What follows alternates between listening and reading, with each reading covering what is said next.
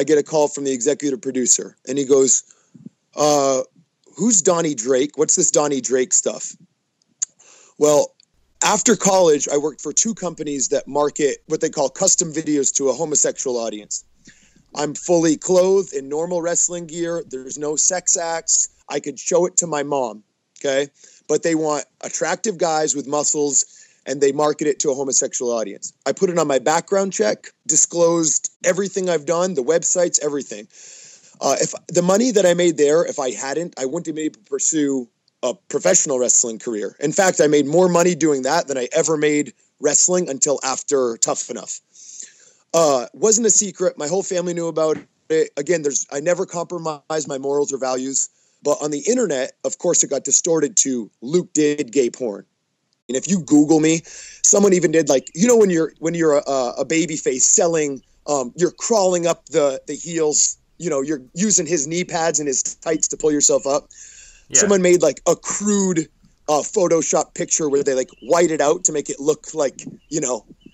Wow. You know what I'm saying? And so that got passed around the internet. So I get a call from the executive producer. He goes, what's this all about? I said, it's on my background check before you guys ever casted me.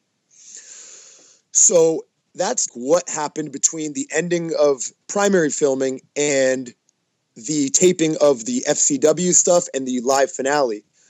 So again, to me, what would it, if I was gay, what would it matter? Should that mean I'm not allowed to pursue my dreams? But again, I knew something was up in the finale when all the trainers went, you know, when Steve goes, who do you think should win? And they all said, Andy. I was like, what is going on? So I knew at that point, like legit, that something was a little odd. So the finale happens. Steve announces Andy the winner. And I feel like if you watch it back, it's kind of reluctant. You know, he's like, you know, the winner, Big Andy.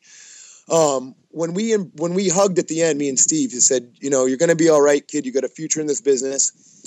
We go backstage. And first of all, I think it was a compliment anyway. He said, you remind me of young Shawn Michaels and you're going to be just fine. Luke Robinson as a wrestling character is a monster heel. You don't need to be doing anything flashy. You're going to get over on the fact that people like to hate you. And so then he said something, and I don't know, I can't remember an exact quote, but it was something like, look, kid, I was in a tough spot on this.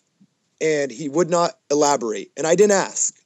And what I think he meant was that there was pressure from the PR department that they were nervous about how those videos I did would be interpreted.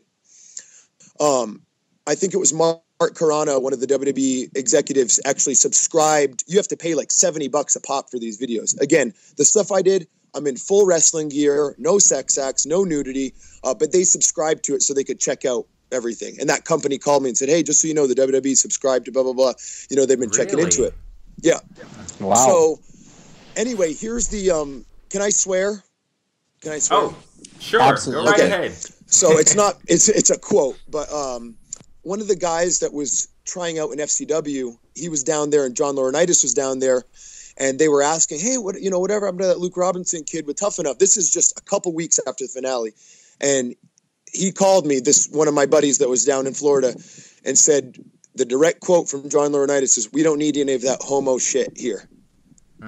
And again, that was 4 years ago. So obviously you have Darren Young now, where now they use some of this PR stuff as, a positive light to paint the picture that they're a very philanthropic company. And Stephanie McMahon's admitted to, I think it was an interview in Forbes, who said the future of marketing is philanthropy.